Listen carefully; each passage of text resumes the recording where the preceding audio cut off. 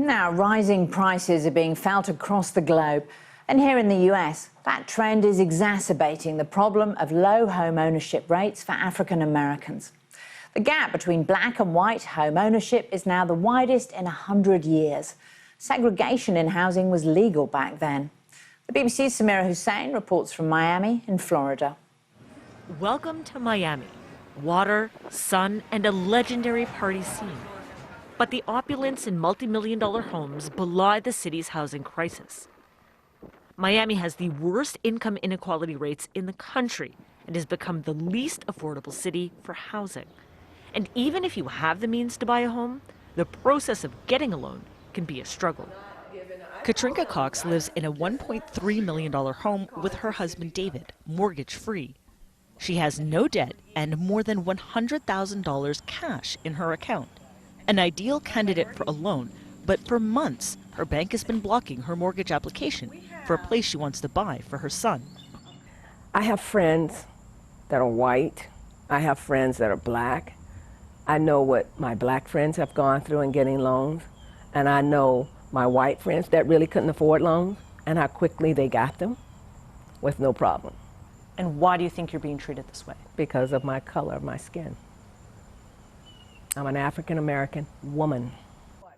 For Katrinka, racism is not just in America's past, but built into the economy today.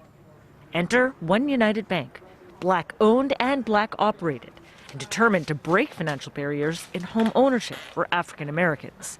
If you look at the difference between black and white wealth, it can almost completely be explained by home ownership.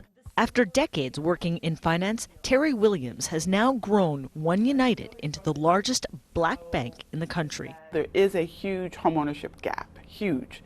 I mean, it's 60 to 70% for white America, it's 30 to 40% for black America. And it can't be explained by, just, income or credit alone. There's systemic racism. I mean, that's just the bottom line. By tailoring mortgage applications to black customers, One United opened the door to home ownership for the Wilcoxes. Unlike many black Americans, they faced no roadblocks on their journey to the American dream. It was layman terms and so elementary, and I was like, that's all it took. Here we are. It's a beautiful home. Yes. Don't cry. I'm sorry. But not everyone believes it's just about race. T. Willard Fair has spent decades doing, in his words, everything possible to make life better for black people.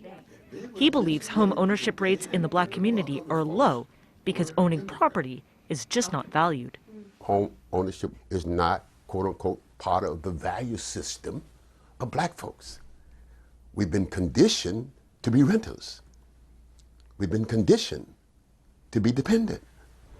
Economic inequality between black and white America is deeply rooted, and there are no easy solutions. But enabling more black Americans to build generational wealth that comes from home ownership may be one big step towards addressing it. Samira Hussein, BBC News, Miami.